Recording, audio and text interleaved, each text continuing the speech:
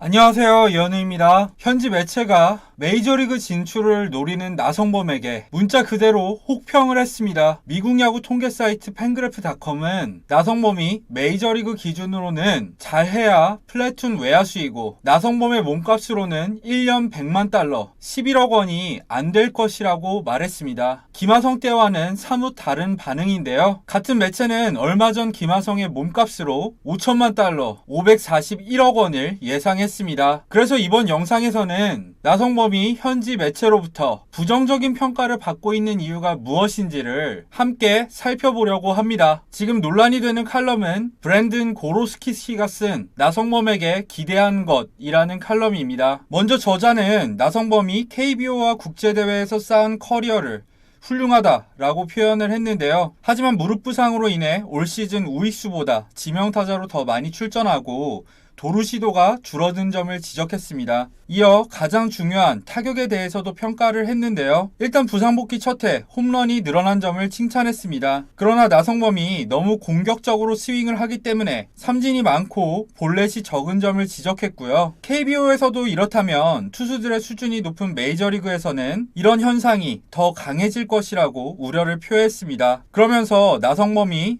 하이 패스트볼 대처 능력이 떨어지는 점과 일명 떨03, 낮게 떨어지는 유인구에 약점을 보인다는 점을 지적했습니다. 그 다음 익명의 메이저리그 스카우트에게 들은 나성범에 대한 평가를 공개했는데요. 그 스카우트는 나성범에게 큰 기대가 없다. 그의 파워는 메이저리그 기준으론 뛰어나지 않고 중견수를 볼 수 있는 유형의 선수도 아니다. 그가 빠른 공과 수준 높은 변화구에 잘 대처할 수 있을지 의문이다 라고 말을 했습니다. 한편 과거 KBO에서 메이저리그로 직행한 타자들의 사례를 간략하게 다뤘는데요. 강정호는 2년간 잘 쳤지만 만 27세라는 젊은 나이에 진출했고 나머지 30대가 넘어서 진출한 타자들은 누구도 KBO에서처럼 메이저리그에서 치지 못했으며 꽤나 고생했다라고 말을 했습니다. 마지막으로 이런 점들을 놓고 종합적으로 평가를 했는데요. 이 부분은 직접 한번 읽어보도록 하겠습니다. 궁극적으로 그는 메이저리그 로스터에 들 거라고 생각을 하지만 나성범은 임팩트 있는 선수가 아닐 것이다. 낙관적인 관점에서 그가 내 예상보다 빠른 공에 더 잘 대처한다면 아마도 플래툰으로 출전하면서 평균보다 조금 더 나은 WRC 플러스를 기록할 수 있다. 그러나 지금까지 그가 경험한 것보다 좋은 투수들의 구위로 인해 나는 그가 메이저리그와 마이너리그로 오가는 수준의 선수가 될 가능성이 더 높다고 생각한다. 그를 공략할 방법은 너무나 많기 때문이다. 이를 염두에 두고 그의 포스팅 금액은 매우 낮을 것으로 예상한다. 1년에 100만 달러 미만의 계약이 적절할 것 같다. 나와 얘기한 소식통은 이러한 조건이 나성범이 기대하는 것보다 떨어질 가능성이 높고 그는 보라스의 고객이다. 그 금액에 만족하지 않으면 그대로 NC에 남을 수 있다고 말했다. 이런 예상이 맞는지는 결국 시간이 말해줄 것이다 라고 말을 했습니다. 요약하자면 이 글의 저자가 나성범이 못할 것이라고 예상하는 이유는 무릎 부상으로 인해서 수비와 주루 능력이 나빠진 것도 나빠진 거지만 결국 나성범의 타격에 문제가 있다는 겁니다. KBO 리그 기준으로도 선구안이 나쁜데 수준 높은 메이저리그 투수들을 상대로 잘 칠 수 있겠냐는 거죠. 여기에 더해 잠깐 언급되긴 하지만 만 31세라는 나이도 문제가 됩니다. 강정호가 만 27세에 진출해서 잘했다고 했잖아요. 이는 나성범과 반대로